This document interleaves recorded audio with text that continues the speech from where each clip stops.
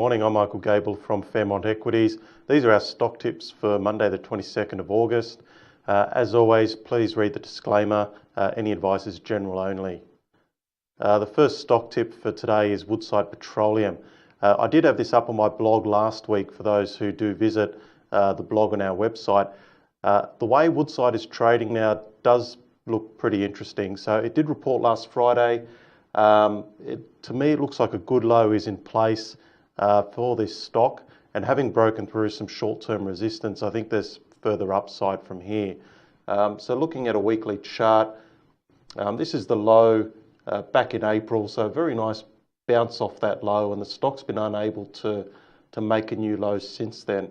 Instead, it's been edging higher, and we can see this shorter-term resistance line and Woodside breaking above that last week. So in light of their result, what I'm expecting is Woodside to initially just stabilise around here, around this sort of $29 region.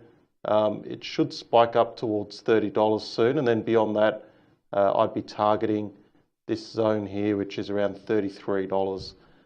So any sort of dip over the next few days, in my opinion, is a buying opportunity if you're looking to accumulate a stock like Woodside.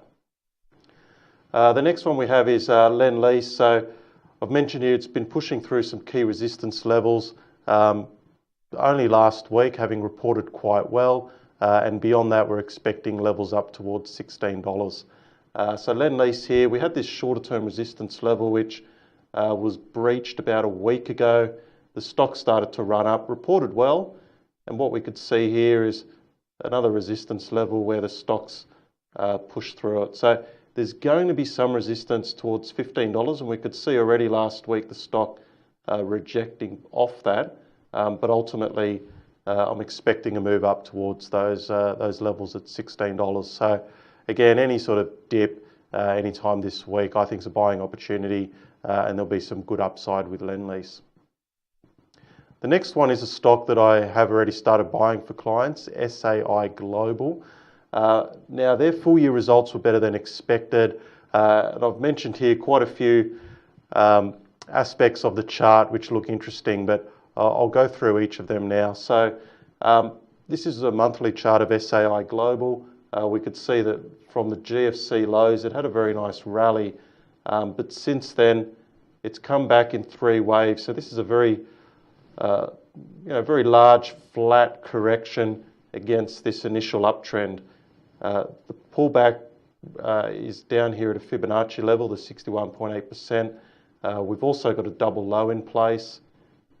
This is the RSI, and we can see that it has been trending slightly higher on the the monthly chart, which is what this is. If I was to go to a weekly chart, not shown, but on a weekly chart, you will notice that as it's gone to a new low, the weekly RSI is also trending higher. So, that's a positive sign as well. And we're also seeing some good volume come into the stock. So I'm pretty confident we have a good low in place. The stock reported well last week, a little bit better than expected.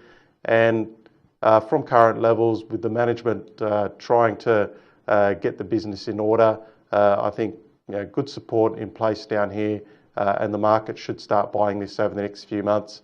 And I'm expecting it to edge back into the falls. Remember, 2 years ago we did have a takeover approach over $5. Finally, Telstra, for those who are watching the top 20 stocks, the way it's trading here to me suggests that we could see it go under $5 just based on the technicals. So what I've noticed is from that peak a bit over a year ago, we've come back here in three waves, but what we needed to do was overlap this low here at $6. But after that result a couple of weeks ago, Telstra's got sold off instead and is failing to go through that $6 mark. So in my opinion, we now have a five-wave decline happening with Telstra. So what that means is we've got three waves here, we're in a fourth wave, and we should dip back under $5 to make wave 5.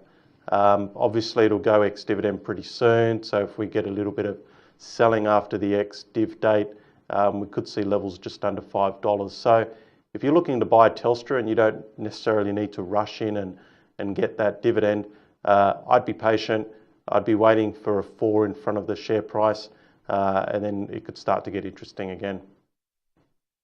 So that's it for our share tips. As always, visit the website, have a look at the blog, try the free research, and I'll be back next week.